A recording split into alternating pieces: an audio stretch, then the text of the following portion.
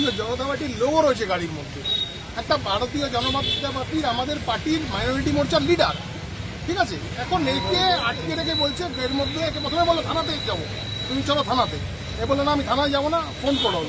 সঙ্গে সঙ্গে আমরা পৌঁছালাম এখানে। আসার পর আমরা বারবার জিজ্ঞেস করছি, অফিসার ইনচার্জ রয়েছেন, যে আপনি তল্লাশি করুন, চেক করুন, আমরা দাঁড়িয়ে রয়েছি, ভিডিওগ্রাফি করুন, আপনার সাথে ইলেকশন কমিশনের লোক রয়েছে, সিসিটিভি রয়েছে, চেক করুন গাড়িটা। একে আটকে কেন রাখছেন? একে ঘন্টা দেড় ঘন্টা ধরে আটকে রেখেছেন, মানে কি চাইছেন? কিছু কোনো উত্তর দিতে পারছে না। ওসি ওখানে দাঁড়িয়ে রয়েছে, কোনো একটা কথা নেই তার মুখে। আমি তো বলছি আপনাদের সামনে, প্রেস মিডিয়ার সামনে গাড়িটা খোলাও, গাড়িটার মধ্যে দেখুক কি আছে না আছে, আর যদি না হয় তাহলে ওই ওসির কি পানিশমেন্ট হবে সেটাও আপনারা ঠিক করুন। এইভাবে ভারতীয় জনতা পার্টির কার্যকর্তাদের যেভাবে আটকানো হচ্ছে, এটা আটকানো যাবে না।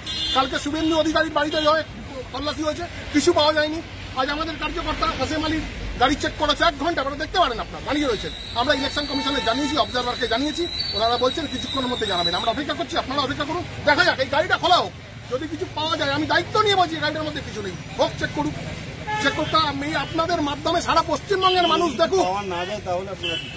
তা আমরা যাবো তো, আমরা ইলেকশন কমিশনে অলরেডি আমরা এই অফিসারের এগেইনস্টে কমপ্লেন করেছি, আমরা যাবো। এরপর বৃহত্তর আন্দোলন করবো আমরা। এটা এইভাবে এই জিনিস চলতে দেবো না। প্রত্যেক ভারতীয় জনতা পার্টির কার্যকর্তা নেতাদেরকে এইভাবে হ্যারাস করবে, এই জিনিস হবে না রাস্তাঘাটে। আমার পূর্ব নির্ধারিত কর্মসূচি আছে, সন্দেশখালীতে 2টো মিটিং আছে আমার।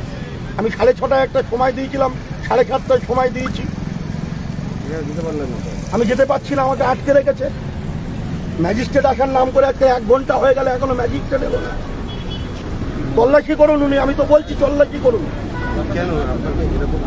আসলে ভয় পেয়েছে, মমতার পুলিশ ভয় পেয়েছে।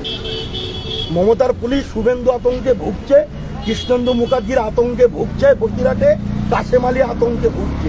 সংখ্যালঘু ভোট ওদের সাথে নেই।